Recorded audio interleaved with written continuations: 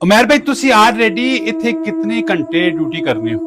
ਅਸੀਂ 8 घंटे ड्यूटी करने हैं। रात ने टाइम भी इतने कोई होना है? रात ने टाइम 2 मुलाजम होने चौकीदार। अच्छा, रात ने टाइम कोई ऐसा तुसा रवानी मंजर या कोई ऐसी चीज तुसा इत्थे देखी होवे, किसी कोई ऐसा वाकया? ए जेड़ा ना काफी दफा इन पता लगना है कि असन दे पीछे कोई बंदा है, ते बंदा पीछे मुड़ के तकना है ते कोई बंदा नहीं होना। तुसा कोई जाती तौर पे ऐसा महसूस होया? जाती तौर पे जेड़ा ना फिर अगर चलो 2 कदम 4 कदम फिर वही महसूस होने, फिर बंदा पीछे तके ते तनाई विच होवे ते काफी दफा इंज वाकया होए। अच्छा, कोई नुकसान शान कदे होया? नुकसान शान कोई नहीं, अल्लाह ताला नहीं करा। नुकसान यानी कि कोई नुकसान नहीं? नहीं। और सिर्फ ये वे कि तुसा महसूस होना है कि तुसा ने पीछे कोई ऐसा बंदा है।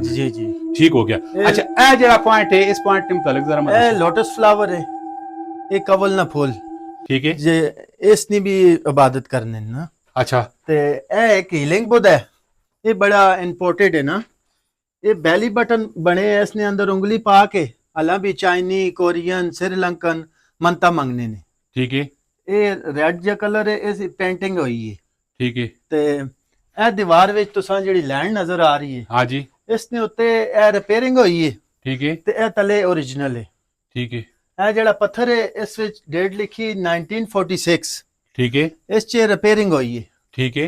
गोरे ने टाइम रिपेयरिंग की गई है। ए तले बिल्कुल ओरिजिनल है, उत्ते रिपेयर होया है। ठीक हो गया। ठीक है। देखो जी, इस दुनिया ने बेताशा मज़ाहिब हैं, लेकिन सब तो जड़ा अफजल मज़ाहिब है अल्हम्दुलिल्लाह वो असन है इस्लाम। और लेकिन अकीदा लोग रखने नो अपने अपने अकीदत ने मुताबिक सारे लोग अपनी इबादत करने। टैक्सला जो कि असन एक कदीमी शहर है और उसने उत्ते तुसी चीज़ां सारियां तुसी देख सकते हो कि ये असन अबाओ अजदाद 2000 साल पहले की हिस्ट्री ऑलरेडी हमारे तो सब दसना में। और असन ये दुआवां थी कि अल्लाह तबारक व तआला सारे मरो आसानियां पैदा करे। आमीन।